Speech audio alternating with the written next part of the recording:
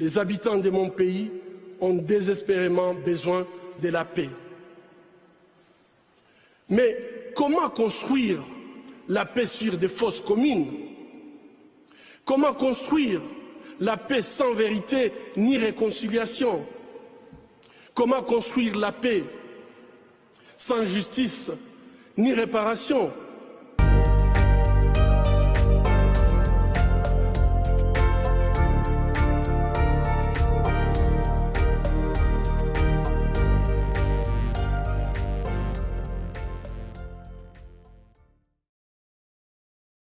Bonjour à tous et bienvenue sur la chaîne YouTube de la Voix des Grands Lacs, la chaîne de la paix et de la concorde en Afrique des Grands Lacs. Les émissions et chroniques de cette chaîne sont préparées et présentées par Jean-Marie Ndagijimana. Merci à tous d'avoir choisi notre chaîne pour vous tenir informés sur l'actualité et la situation sécuritaire en Afrique des Grands Lacs et spécialement au Nord Kivu. Avec notre invité du jour, nous aborderons la problématique de la guerre qui a redoublé d'intensité malgré la signature d'une série de trêves humanitaires. Cette guerre s'est accompagnée en effet d'atrocités innommables, avec comme corollaire un mouvement important de déplacement forcé de plus de 7 millions de populations civiles qui vivent dans des camps de fortune depuis la reprise des combats initiés par les armées rwandaises et ougandaises, accompagnés de leurs supplétifs du M23, AFC et ADF. Qu'en est-il des pourparlers de paix en cours, en Nairobi comme à Luanda? La paix est-elle possible dans les conditions actuelles? La RDC a-t-elle choisi la bonne stratégie pour venir à bout de cet holocauste qui dure depuis bientôt 30 ans et a entraîné la mort de plus de 12 millions de Congolais? Avec nous pour aborder toutes ces questions, le docteur Patrick Bala, acteur politique, membre de la société civile congolaise. Patrick Bala est président de l'Alliance pour la nouvelle vision du Congo. Il fait partie de l'Union sacrée. Bonjour, docteur Bala. Oui, bonjour, monsieur Ndagijimana. En tout cas, merci d'abord pour l'invitation, pour participer à cette grande émission. S'il faut que je me présente, c'est pas aisé, c'est pas facile, parce qu'il y a trop à dire. Peut-être je peux donner l'essentiel. Le docteur Patrick Bala est issu de l'université de Lubumbashi depuis 2004 à la faculté de médecine vétérinaire. Et il a plusieurs formations après ça, en gestion, administration de projets, en entrepreneuriat business des affaires, en agro business, en sécurité alimentaire, dans les sciences prospectives, etc., etc. Il est enseignant dans des universités de l'Est, dans plusieurs universités de l'Est, que ce soit à l'université du Kivu, à l'université de conservation de la nature et de développement de Kasunyo, à l'université de la paix. Un chercheur indépendant, surtout dans l'autodidactie en matière de relations internationales, surtout sur des questions de la région de Grand Lac et dans le Moyen-Orient. Docteur Patrick Bala, en plus, on dira, c'est un panafricaniste. Un panafricaniste parce que je suis membre des Vaillants Nègres, un mouvement important qui se trouve dans la ville de Goma, et le mouvement dit Ubuntu Panafrica, où je m'intéresse aux questions panafricaines, de politique panafricaine. Est-ce que ça suffit pour Docteur Patrick Bala? Bon, Docteur Patrick Bala, c'est lui l'auteur de la loi Bala. La loi Bala qui est le nouveau système politique congolais pour un Congo congolais. Nous voulons produire une loi importante que nous allons proposer. Je pense qu'une émission consacrée sur cette loi ferait peut-être une bonne sensibilisation et vulgarisation. Dr Patrick Bala est auteur d'un livre qui récemment va sortir, c'est Le rêve congolais, le pays n'a pas de rêve. Le rêve congolais, c'est le livre de Dr Patrick Bala, le renouvellement du mental politique pour un Congo congolais. Parce que nous pensons que le Congo doit avoir son Congo créé par les Congolais eux-mêmes. Je crois brièvement, c'est ce que je peux dire sur ma personnalité, et je terminerai par dire je suis le coordonnateur honoraire de l'Union sacrée en province du Nord Kivu. C'est quoi? C'était depuis la rupture FCC Cash en 2020. Et une année après, parce que le mandat était d'une année, et là je suis président de l'ANOVIC, Alliance pour la Nouvelle Vision du Congo, qui est un mouvement civique populaire. Je ne dis pas un mouvement citoyen, mais un mouvement civique populaire qui pense qu'il faut transformer les Congos partant de leur mentalité, par l'éducation politique, par l'éducation civique et la prise en charge individuelle et collective. Voilà un peu ce que je peux dire de moi. Il est vrai que tout le monde, quand il entend parler de Dr Patrick Bala, surtout que je suis considéré héros vivant, les gens se posent beaucoup de questions. Ils veulent savoir réellement si c'est celui qui a été enlevé au Rwanda. Effectivement, Dr Patrick Bala fut enlevé du 3 au 6 juin 2022 au Rwanda. Pourquoi? Parce que il a défendu la patrie contre l'agression pendant que le gouvernement parlait de rébellion du M23. Nous avons prouvé au monde qu'il ne s'agissait pas d'une rébellion, il s'agissait effectivement d'une agression parce qu'on avait des éléments, il y avait assez d'épreuves. Ça fait en sorte que nous puissions soulever la population à travers les mouvements citoyens, la société civile, pour qu'on ouvre l'œil le bon et que l'on se prenne en charge. Nous avons proposé un plan de guerre d'annexion du Rwanda pour faire du Rwanda le 146e territoire et que Dr Patrick Bala était prêt à administrer ces territoires comme administrateur du territoire. Face à cette situation, j'ai interpellé le chef de l'État à prendre une posture des grandeurs face à ce petit Rwanda. La sensibilisation était tellement forte, on fut enlevé. Le 3, c'était vers 14 h que j'étais pris. Vers 19 h, on m'a enfermé dans un bureau. J'ai subi des interrogatoires. Au total 5.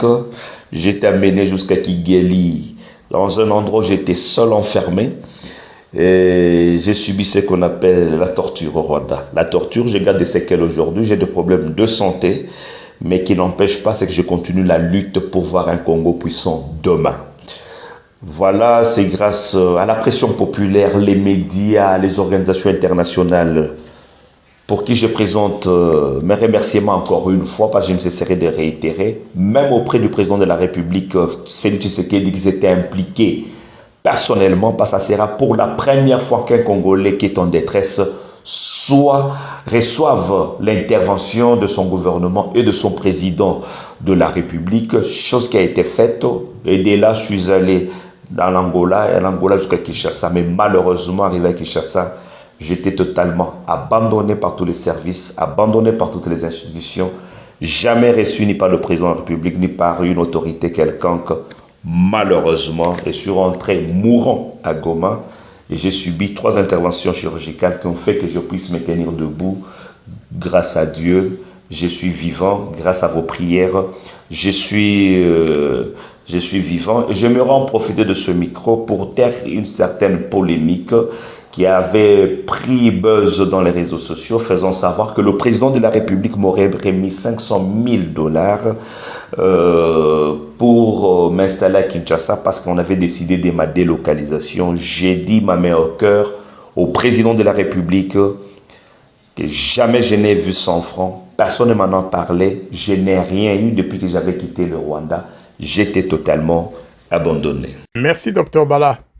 Nous allons maintenant aborder les points d'actualité annoncés plus haut dans notre introduction. Le 2 août dernier, journée de commémoration du Génocide, à Goma et dans d'autres villes du pays, la RDC a rendu hommage aux victimes du génocide congolais, des victimes des crimes contre l'humanité et des crimes de guerre commis par l'armée rwandaise et l'armée ougandaise depuis bientôt 30 ans. Le jour de la commémoration et les jours qui ont suivi, la guerre n'a pas cessé, malgré la trêve humanitaire convenue entre le Rwanda et la RDC sur proposition des États-Unis d'Amérique. En effet, pendant que les populations congolaises rendaient hommage à leurs morts, les armées criminelles des pays agresseurs ont poursuivi leurs atrocités contre les populations civiles, sans se soucier le moins du monde de leur détresse. Docteur Bala, quel sens donnez-vous à cette journée du Génocide? Nous avons commémoré le Génocide le 2 août. Bien sûr, c'est un prix. ou c'est une résultante d'un combat de plusieurs organisations, de plusieurs personnalités politiques, sociales. Tout le monde s'était investi pour que nous puissions pleurer nos morts. Même quand j'étais à Kinshasa, j'avais insisté qu'il y ait des temps de requiem, qu'on pleure nos morts. Nous sommes arrivés à cette étape, nous disons merci au pouvoir public, parce que, en tant qu'Africains, et généralement Bantou, les morts ont une signification chez nous. Nous pensons que cette commémoration est à la fois historique. Bien sûr que les causes sont économiques, mais historiques et culturelles. Pas seulement événementielles, mais surtout une occasion de remise en question. Une occasion de remise en cause de notre existence et de notre être en tant qu'État, en tant que peuple, en tant que nation. C'est l'occasion de nous poser des vraies et de bonnes questions. D'où venons-nous, où sommes-nous et où allons-nous? Et je pense le moment crucial pour asseoir l'unité nationale. Peut-être le bémol qu'il y a eu, on a vu presque les mêmes visages, presque à couleur ou à forme monocolore. Faisons en sorte qu'on ne puisse pas déterminer avec exactitude qui sont Congolais, qui ne le sont pas. Je pense que le Génocide, c'était l'occasion de taire nos velléités, de taire nos sentiments partisans, de voir le Congo. Il fallait voir le pouvoir en place. Il fallait voir l'opposition. Il fallait voir la société civile. Il fallait voir tous ces acteurs importants qui ont milité dans ce pays. Les Denis Mukwege, qui ont milité, c'est un nom qui devait figurer. Les Muzito, les Katumbi, les Fayoulou, tous ces gens devaient fédérer. Mais quand c'est une classe qui le fait, ça crée un déséquilibre. Je pense que l'année prochaine, on aura à tenir compte de tout ça. Peut-être je le réclame. Pourquoi me considérer héros vivant, mais en telle manifestation? Je n'ai pas d'invitation, même pas de contact. Nous ne savons pas honorer nos héros.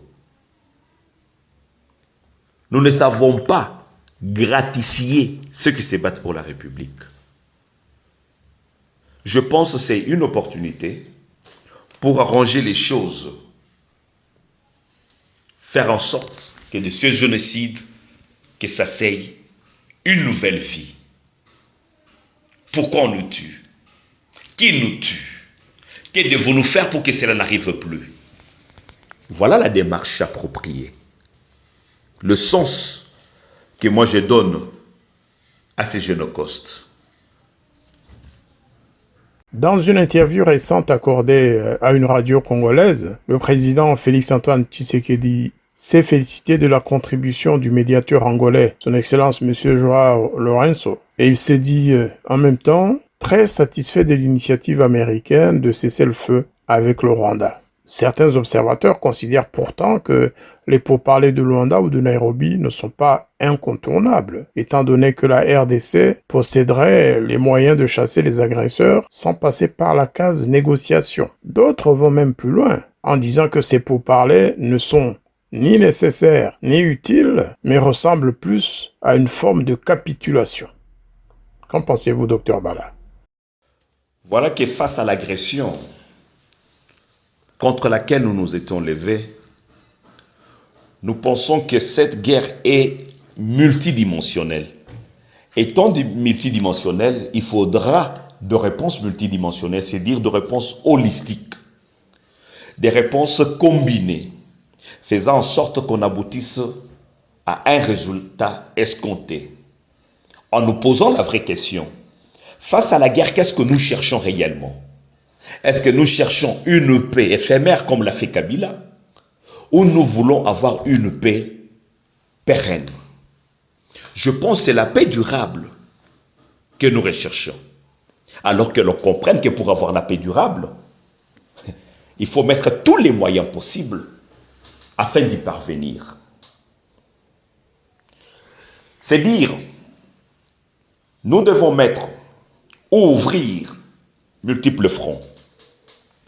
Les fronts militaires, le front diplomatique, le front économique, le front judiciaire, le front communicationnel. Avec ces fronts, nous y allons avec des moyens adéquats. Il ne faudrait pas qu'on voit tel front florissant au détriment des autres fronts. Prenons seulement le front communicationnel. C'est le front le plus macabre, le plus faible. Pourtant, la communication est la clé de voûte de la guerre. Nous prenons même la chaîne nationale RTNC. Elle ne diffuse rien sur la guerre. Quand vous avez des autorités nationales qui vous disent qu'elles suivent la guerre à 2000 km, vous voyez un peu ce que ça fait. Ça ne permet pas d'asseoir une consolidation nationale, une unité nationale. On se sentirait dans une république à double vitesse. D'une part, ceux qui luttent, ceux qui se sacrifient, ceux qui se battent pour ne pas perdre ne fût-ce qu'un millimètre de nos terres. Mais de l'autre côté, on se bat pour le positionnement politique, on se bat dans la jouissance, on dirait qu'on est dans deux pays différents. Et quand on va en diplomatie, on se demande, mais comment est-ce que chez vous, on danse pendant que les gens meurent? Nous n'avons pas dit que les gens n'ont pas droit de vivre.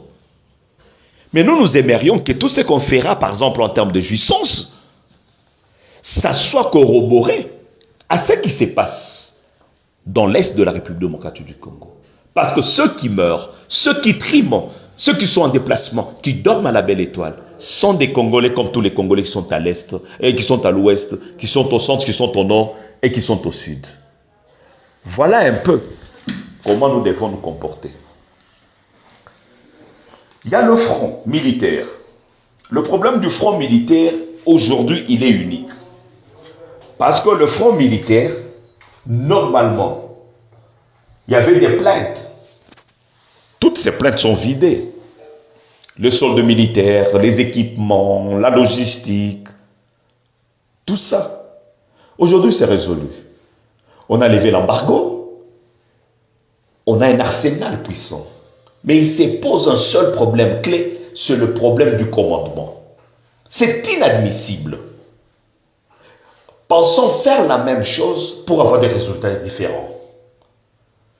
Vous ne pouvez pas nous amener des gens qui ont détruit, qui ont vendu ce pays, et vous les amenez au même front. C'est pas normal, c'est inadmissible. Vous avez des généraux qui sont issus du RCD, qui sont issus du CNDP, qui sont issus, c'est pas du M23. Ce sont les mêmes que vous envoyez pour gérer la guerre contre le Rwanda. Mais ils sont issus du Rwanda et de l'Ouganda. Ils ont été formés dans le RCD. Ils ont été formés, c'est pas dans le M23, dans le CNDP. Et c'est ceux-là à qui vous remettez encore le commandement. Ça peut friser une complicité. C'est dire, du côté militaire, il faudrait asseoir réellement un commandement fort, un commandement solide pour changer. Nous avons des hommes de troupes, on a des effectifs importants aujourd'hui, il faut les déployer. Il y a un arsenal militaire important, il faut l'utiliser aujourd'hui. Donc c'est ce qui est plus capital sur le front militaire. J'insiste sur des moyens adéquats sur tous les fronts. Le front économique, bien sûr, qu'on a coincé le Rwanda avec Rwandair, avec le marché de l'or, tout ça, on a suspendu tous ces contrats-là. Économiquement, ça a des répercussions au Rwanda, je vous dis. Goma aujourd'hui est plein de Rwandais, même Bukavu. La plupart des Rwandais ont traversé pour être à Bukavu, pour être à Goma. C'est plein pour dire que la crise économique est forte au Rwanda. Le taux de chômage a galopé parce que la plupart des minerais qu'ils utilisaient n'arrivent plus au Rwanda. Mais il restait un aspect, c'est l'aspect de frontière. J'ai toujours insisté, qu'il fallait pas seulement rester sur le plan diplomatique, mais il fallait aller sur le plan militaire, frapper aussi sur le plan économique en fermant nos frontières. Les gens voient des répercussions en termes de frontières. Bien sûr, il y en aura. Mais au grand mot, les grands remèdes. Au grand mot, les grands remèdes. Qu'on fasse le choix entre les gens qui meurent chaque jour et être affamés pendant 1, 2, 3 jours. Où est le moindre mal? Je pense fermer la frontière. Parce que la frontière n'a pas seulement cet aspect économique. Ces frontières qui sont poreuses font en sorte que les ennemis entrent à cause de la porosité de ces frontières. Nous sommes à Goma, on ne dort plus. Presque 1 mois, on ne dort plus. Mais on découvre et on comprend que plusieurs personnes viennent du Rwanda, opèrent à Goma et rentrent tranquillement. Il faut qu'on comprenne ce phénomène-là. Pourquoi? Parce que nos frontières ne sont pas fermées. Il y a la matière sécuritaire. Mais aussi, le Rwanda a réussi à couper les grandes routes nationales, faisant en sorte que la ville de Goma et de Bukavu ne soit plus on ne sait pas, à portée de nourriture. Que ce soit à Goma, pas seulement nourriture, matériel et biens. Approvisionné, je voulais dire. Alors, à ce moment-là, on reste dans la dépendance du Rwanda. Nous sommes tous tournés vers le marché rwandais pour survivre. C'est une stratégie de guerre pour le Rwanda. Fermons ça. Frappons fort et frappons plus fort. Ce sont ces différents fronts. Le front judiciaire, ça commence bien, il y a des condamnations, les Nanga et les autres, parce qu'ils sont détruits en termes d'image et tout ça. Que les gens ne prennent pas ça à la légère. Ils ne sauront pas descendre au Congo. Quand ils arrivent au Congo, ils sont arrêtés. Tout comme en termes de coopération, relations entre États, nous pouvons exiger leur extradition. Parce qu'ils sont condamnés, sont des personnes non grates en République démocratique du Congo. Et ailleurs, ils seront rejetés. Ça est fait. Mais ce ne suffit pas seulement de s'attaquer sur le plan judiciaire à ces pantins. Mais il faudra aller plus loin. Parce que je sais que le livre blanc, produit par le gouvernement, qui relate tous les faits qui se passent à l'Est, bien documenté, ce livre a été déposé à la Cour pénale internationale, ce livre a été déposé au niveau de l'Organisation mondiale, je crois, des droits de l'homme, ce livre a été déposé au niveau du Conseil de sécurité et dans les autres institutions. Mais il faudrait accélérer l'aspect judiciaire, surtout en termes du tribunal pénal international. Il ne faudrait pas que les crimes qui ont été causés au Congo restent impunis. C'est inadmissible, sinon c'est irresponsable. Moi, je pense qu'aujourd'hui, nous devons mettre notre pied à l'accélérateur, pousser en sorte qu'on ait des résultats escomptés le plus rapidement possible. Qu'on sente que ça marche sur le plan diplomatique, parce que sur le plan diplomatique, moi je félicite.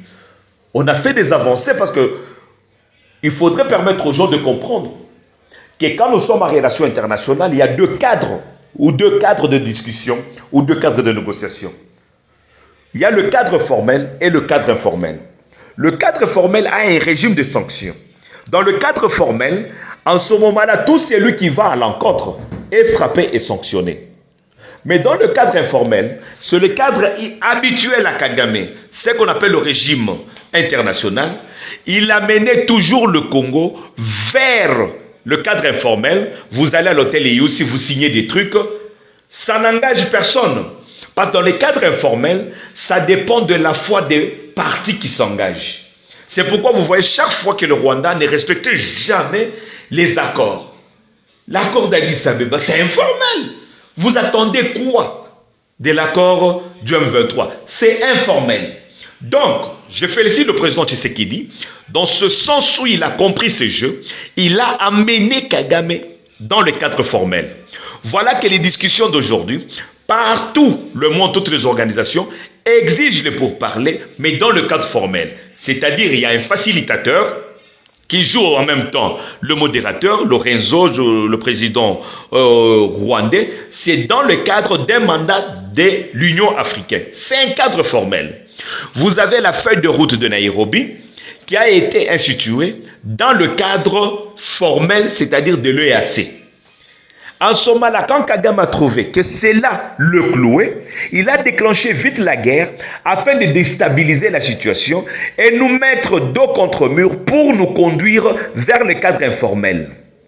C'est dans le cadre informel qu'on amène les gens dans l'armée, qu'on amène des circoncis dans les services de sécurité, qu'on nous amène de voyous dans la politique et dans la sphère administrative du pays. Donc c'est très important. Ça, il faut féliciter en termes de diplomatie, c'est que la République démocratique du Congo a fait. Maintenant que nous sommes sur la table avec le Rwandais, parce que pour le président de la République, il n'est point question de discuter avec le M23 qu'il considère comme étant une coquille vide. Pour le président de la République, il faut discuter avec celui qui envoie ces pantins qui se disent congolais. Parce qu'ils craignent aller se cantonner à Sabinyo. Pourquoi? Parce qu'ils savent que lors du dénombrement, on trouvera 2 ou 3 Congolais seulement sur les 4000 qui sont en train de se battre en RDC, parce que les autres ne seront que de Rwandais. Voilà qu'il faudra maintenant des pourparlers directs entre le Congo et le Rwanda, que Kagame nous dise aujourd'hui pourquoi il a toujours fait la guerre au Rwanda et au Congo. Ça fait des années, ça fait des décennies que nous sommes en train de suivre des velléités de bêtises expansionnistes et hégémonistes du Rwanda. Il faudrait qu'on ait maintenant des réponses adéquates à toutes ces questions. Mais bien sûr, étant sur cette table, il y aura une discussion en termes de cahier de charge. D'une part, Kagame va amener son cahier de charge, il va donner le dossier FDLR, il va présenter le dossier Tutsi rwandais, il va parler de réfugiés et il va parler de terre. Ce sont les 4 points capitaux sur lesquels il a toujours fait de va-et-vient. Mais déjà, heureusement, lors du dernier sommet de l'Union africaine à Addis Abeba, on a vu comment le président Tshisekedi a vidé déjà de la substance de tous ces différents points. Mais il faudrait que le Congo se prépare aussi. Il ne faut pas y aller en victime expiatoire. Il ne faut pas y aller comme des brebis qui sont acheminées c'est pas à l'abattoir. Nous devons y aller comme étant un État, comme étant une république avec une position de force. Donc, j'insiste encore, entrons au Rwanda, frappons le Rwanda, armons-nous. Il faut que cette guerre soit populaire. Le commandant suprême en avant, l'armée le suit, la population derrière. J'avais proposé mon plan pour prendre le Rwanda en 1 heure. 4 fronts au même moment. Kamanyola,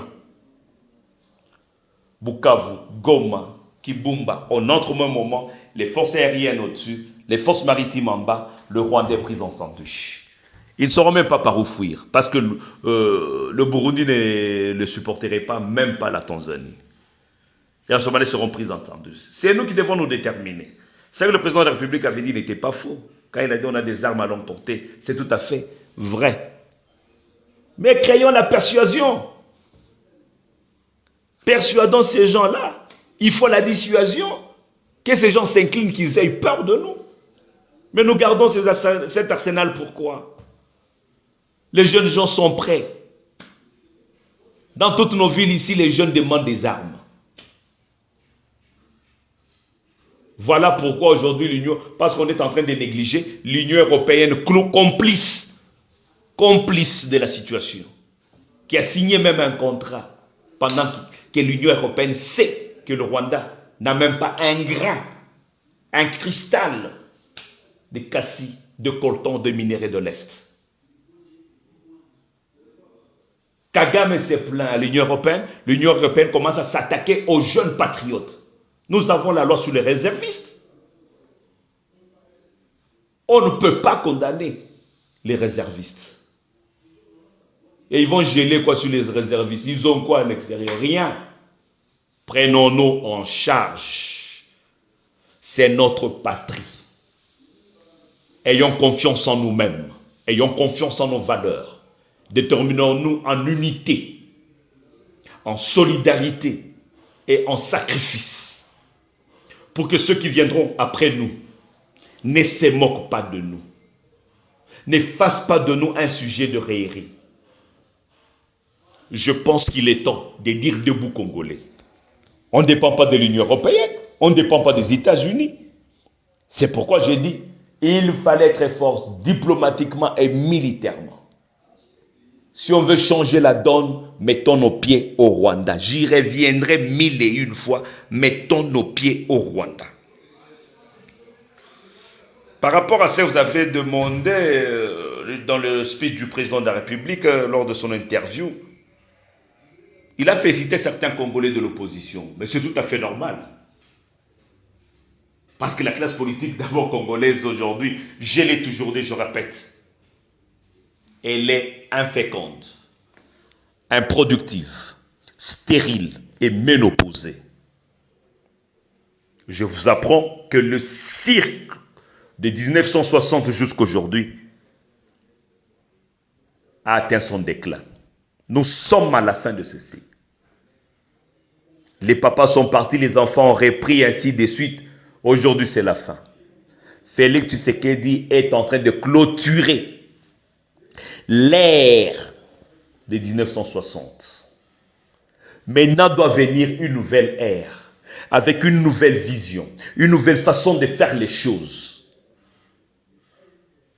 Ce qui nous a poussé à écrire le rêve congolais, ce qui nous a poussé à publier la loi Bala. Il faut qu'on en parle, peut-être prochainement. On comprendra dans quoi nous devons être. Parce que nous devons définir la société de demain. Quel type de société voulons-nous construire? Si nous avons un type de société, nous aurons vite compris quel type d'homme nous devons construire, quel type de citoyen devons-nous construire. Il faut que le Congo soit construit sur des valeurs républicaines, sur des valeurs citoyennes et sur des valeurs patriotiques. On ne peut pas avoir un système politique qui est, parce que partout il y a la démocratie. Mais la démocratie libérale a montré ses limites à travers le monde. Regardez ce qui se passe en France, ce qui se passe dans tous les pays de l'Europe aujourd'hui. Même aux États-Unis, on commence à se tirer dessus. Ça atteint son déclin. Mais nous suivons ce qui disparaît. Non, créons, inventons, asseyons l'imaginaire congolais. Ça, vous retrouverez dans la loi Bala. Ça, vous retrouverez dans le rêve congolais. C'est ce qui nous manque. Mais que le président de la République n'attende pas que les autres viennent vers lui.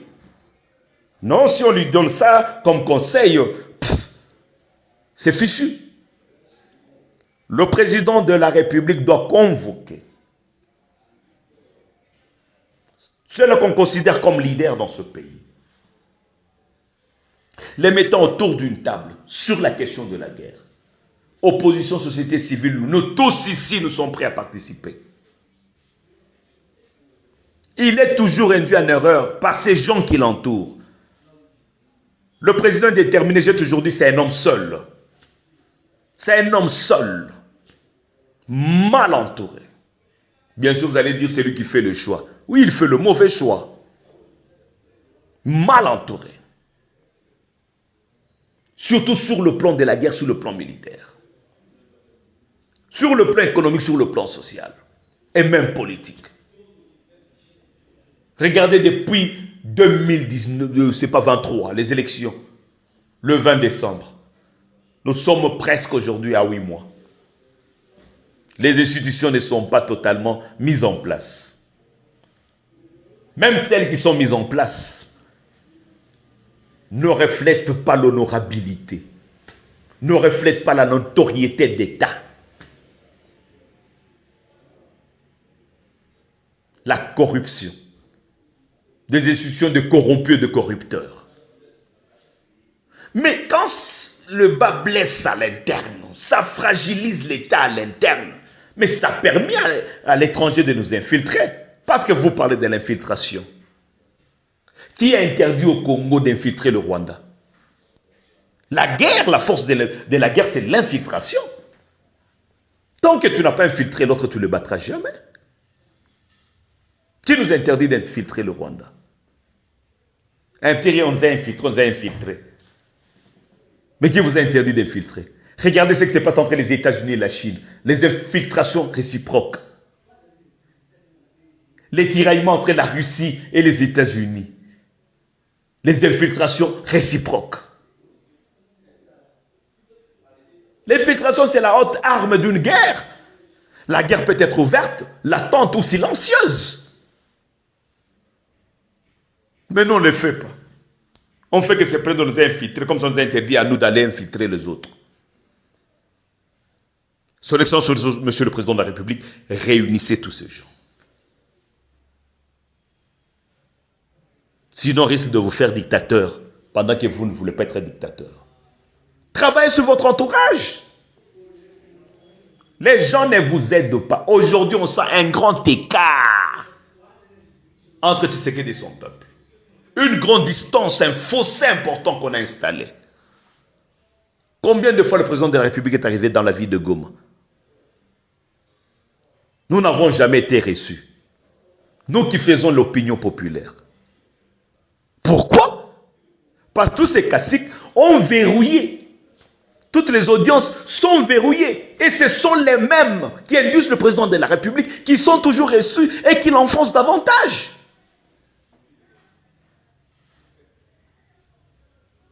Le président de la République peut mettre un système de quoi, comment est-ce qu'on appelle, de téléphone vert. Pour se dire, par exemple, chaque samedi, il est à la disposition du peuple congolais.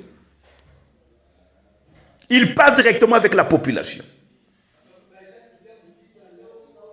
Créer des tribunes populaires avec la population. Il découvrira que certaines informations qu'il reçoit sont fausses, que les services lui apportent. Qu'ils mettent en tête que ceux qui le combattent sont dans les services de sécurité, sont dans l'armée, sont dans la police, sont dans la politique. Et tous ces gens sont autour de lui et ce sont ses premiers collaborateurs. Il doit créer ce qu'on appelle la contre-expertise. On vous amène l'information, vous la vérifiez par d'autres canaux. Ce qu'on appelle à Kinshasa un cabinet Molili, qui travaille parallèlement aux autres services. La sécurité a un prix. Et les prix, ce sont les moyens qu'on met d'abord en jeu. Les vrais moyens humains, les vrais moyens financiers, les vrais moyens matériels. Voilà un peu des éléments capitaux qui feraient la force du président et de l'État. Nous n'avons qu'un seul commandant suprême, nous n'avons qu'un seul chef de l'État, que vous le vouliez ou pas. Mais face à la guerre, nous devons nous tous nous unir. Et que le président soit incitateur de la confiance populaire, incitateur de l'unité nationale. Au-delà des tendances partisanes, il est président de la République. Il n'a pas de parti politique, il est au-dessus de la mêlée. Mais qui ne se comporte pas comme quelqu'un d'un camp politique contre un autre. Il est le président de tous ceux qui l'ont élu, de tous ceux qui ne l'ont pas élu. Il est le président de tous ceux qui l'aiment et tous ceux qui ne l'aiment pas. Il est leur président.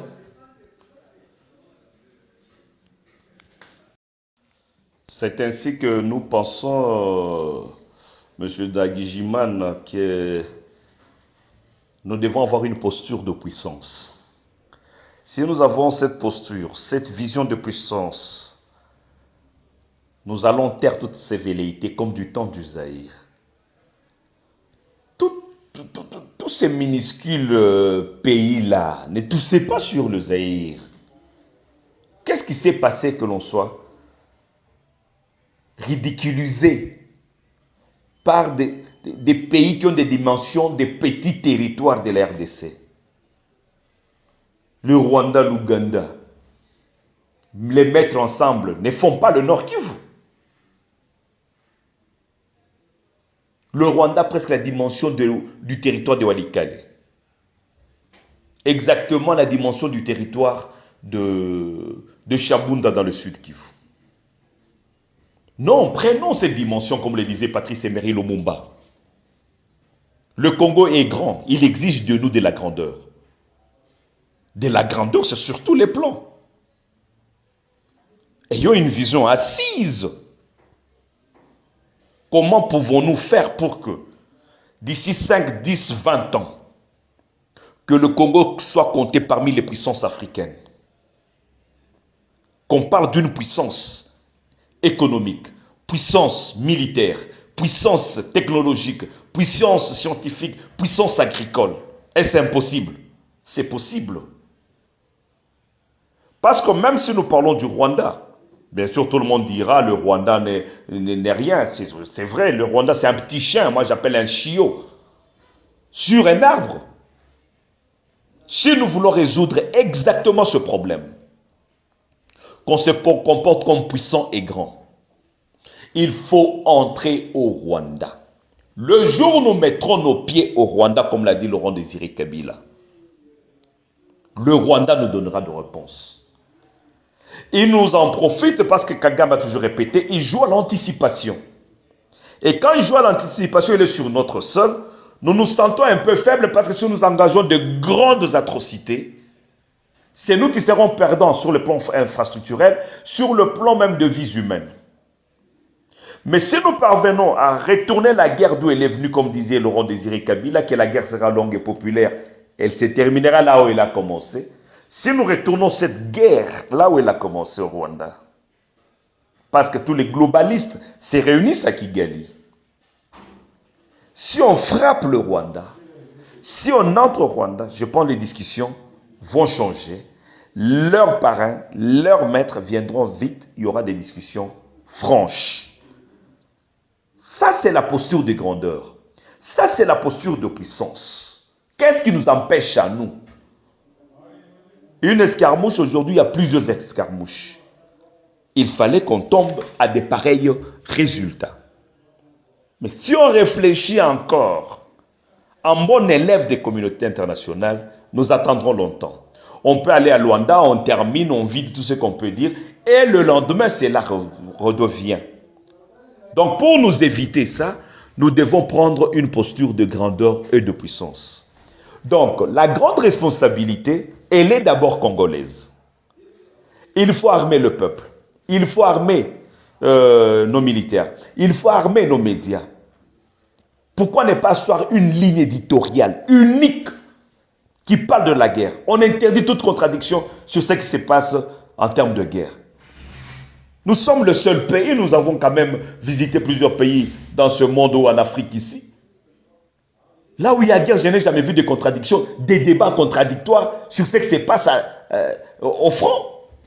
On a un langage unique parce que c'est la République qui est menacée, c'est tout le monde qui est menacé. Mais nous, on a une attitude, je dirais presque bancale. On ne comprend pas ce qu'il y a. C'est parce qu'on ne communique pas. Et quand on communique soit insuffisamment ou on communique mal. Donc voilà le sens de la communication en termes d'attaque. C'est à nous de prendre nos responsabilités. On ne doit pas rejeter toutes les fautes aux autres. Posons-nous des bonnes et de vraies questions. Nous aurons des bonnes et des vraies réponses. Je pense que c'est très capital quant à ce. Voilà qu'à Luanda, c'est l'opportunité pour nous de faire en sorte qu'on trouve des solutions définitives. Question FDLR, c'est une fausse question. Moi, j'aimerais que Kagame me dise aujourd'hui. Les FDLR sont au Nord Kivu. On dit qu'ils sont à Rutshuru, ils sont à Masisi. Mais aujourd'hui, Masisi et Rutshuru sont entre les mains de Kagame. Où sont passés les FDLR? C'est rigolo. Où sont passés les FDLR?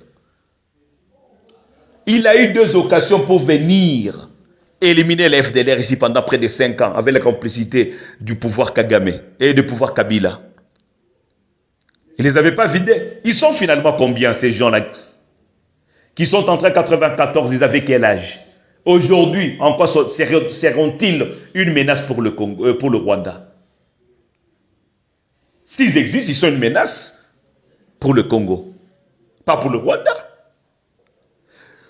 Combien ont été rapatriés par les organisations des Nations Unies et les autres ONG? Plusieurs.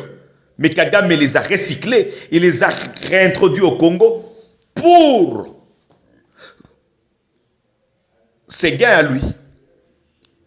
Voler et piller nos minéraux qui traversent chaque jour. Ça, c'est un faux alibi. Pour nous, les FDLR n'existent pas. Comme les M23 n'existent pas. Il parle de Tutsis congolais. D'accord?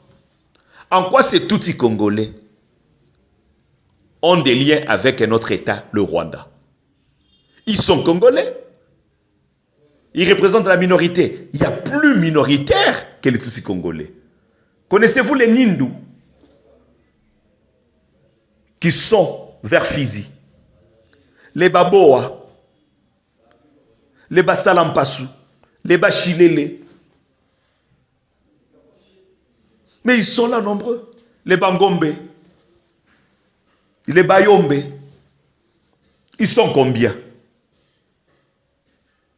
Est-ce que toutes ces ethnies que je viens de citer, je prends même Bitakwira quand il parle des Bafouleros, des Bavira,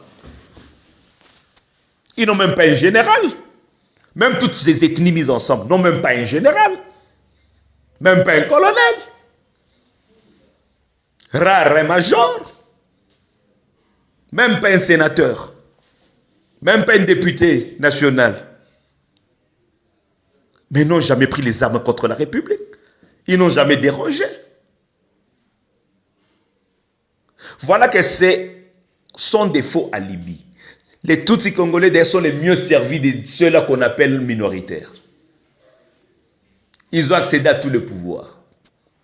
Jusqu'à postuler à la présidence de la République. Avec les Azarias. Les Nyamugab.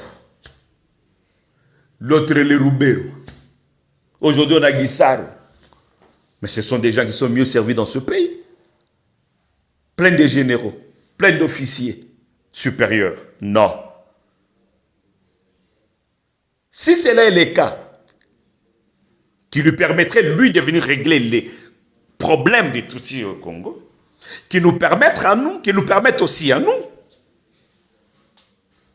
d'aller au Rwanda, résoudre le problème de Bantou, parce que les Hutus sont des Bantous, qui sont marginalisés. Gardés sous une forte dictature. Que Kagame me dise comment est-ce qu'eux qui sont 11 à 12% peuvent diriger le Rwanda. Est-ce possible? La réponse est non. Alors que nous aussi on a rétablir l'équilibre démocratique au Rwanda, qu'on permette à ce que le Hutu puisse gérer le Rwanda. Comme ça, lui on le accorde au Congo, il nous accorde aussi au Rwanda. Il parle de la question des terres. Ça, c'est un faux débat. Conclut, toutes les cartes ont déjà démontré que c'est le Rwanda qui doit des terres au Congo. Rubavu, Tchangungu, Musanze, c'est propre à l'empire au royaume Houndé. Ils les ont massacrés. Ils les ont suivis jusqu'à Rutshuru, jusqu'à Massissi. Interrogez l'histoire du Nord Kivu. Des années 60. Combien de guerres on a connues? Kanyarwanda 1, Kanyarwanda 2, Magrivi. C'était pour exterminer les Houndés. Non, nous ne sommes pas chétifs sur le plan de notre histoire. Nous connaissons notre histoire. Voilà grosso modo ce que nous avions à dire par notre petite contribution suivant notre petite tête. C'est ce que nous pensons. Félicitations aux pourparlers, parce que le président n'a pas parlé des négociations. Il lui dit que ce sont des pourparlers. Que ces pourparlers soient francs, soient responsables. Que lors de ces pourparlers, qu'on exige l'extradition de tous ceux qui ont été condamnés, commençant par Laurent Nkunda. Que tous ces gens reviennent au Congo et qu'ils soient emprisonnés. Ça sera déjà un modèle. Ceux qui sont condamnés à mort, son Excellence, Monsieur le Président, le moratoire est déjà levé. Donnez l'exemple, donnez le go. S'il est possible, en tant que commandant suprême, on vous donne l'arme que vous l'expérimentez sur le premier condamné à mort. En ce moment-là, ça pourra faire fléchir plusieurs. Nos lois ne dépendent pas de ce qui est de l'extérieur. Vous avez décidé du moratoire que ce soit levé, mais vous ne l'appliquez pas. Il y a déjà plusieurs condamnés à mort. Je pense que c'est très capital. Donc pour nous, lors de pourparlers, on extradie ces gens. Lors de pourparlers, on trace les limites sérieuses. de nos frontières, lors de pourparlers, on met Kagame en garde pour lui dire que c'est la dernière fois. Et dans le cadre formel, il se retrouvera coincé. Mais pour nous, la sensibilisation, la mobilisation continue malgré notre état de santé. Je demeure dans la logique de William Booth qui dit « Tant qu'il y aura quelque injustice que ce soit, je me battrai. » Docteur Patrick dit « Tant qu'il y aura quelque injustice que ce soit, bien que je sois de l'union sacrée, je me battrai. » Le Congo mérite mieux. Les Congolais méritent mieux parce que c'est un peuple grand, fort, digne, qui doit vivre dans l'unité, dans la solidarité et le sacrifice pour le Congo, pour que le Congo aille de l'avant. Voilà les quelques mots que j'avais. Je vous remercie en tout cas d'avoir pensé à ma modeste personne afin de donner aussi ma petite contribution à l'édifice de ce grand Congo. Merci beaucoup et bonne journée.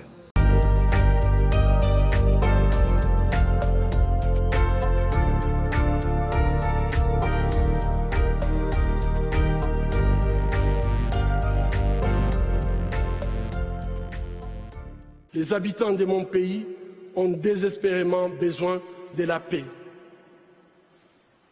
Mais comment construire la paix sur des fausses communes?